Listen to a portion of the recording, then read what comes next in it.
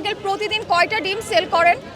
800 900 1000 এক এক সময় এক একটা। এখন শীত তো এখন একটু বেশি যাচ্ছে। আর ফ্রাইডেতে আরো বেশি হয় না? ফ্রাইডেতে একটু বেশি হয়, কত?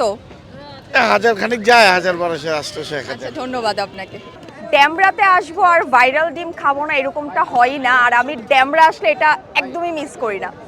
আমার ডিম কত করে? 25 টাকা মামা। 25 টাকা কি হাঁসের না মুরগিরটা?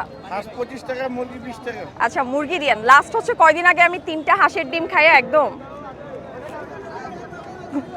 কয়টা থেকে বসেন? 4:30 5টা, কয়টা পর্যন্ত থাকেন? 12টা 1টা। 4:30 5টা থেকে 12টা 1টা পর্যন্ত এখানেই ড্যামরা স্টাফ কোয়ার্টারের একদম মোড়ে। আর সবচাইতে মজার হচ্ছে ওই সালাডটা। আমার চাটনি দিয়ে অত একটা জমে না, আমার সালাডটা দিয়ে অনেক বেশি মজা লাগে। সালাডটা কি কি দিয়ে বানান?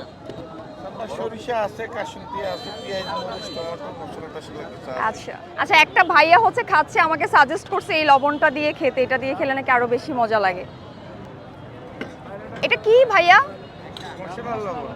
মশলা লবণ? আপনার নামটা কি বলছেন? জামাল, মোহাম্মদ জামাল হোসেন। মোহাম্মদ জামাল হোসেনের ডিমের দোকান।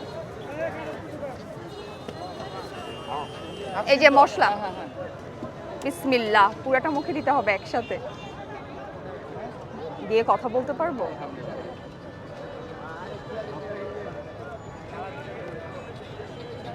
এটা এমন একটা জিনিস, এটা চোখের সামনে পড়বে আর খাবো না, আমি বাসায় যেতে পারবো না, সারা রাস্তা আফসোস করতে করতে মরবো। এটা এত মজার, আমি ট্রাই করবো এটা বাসায় বানানোর জন্য চাটনিটা।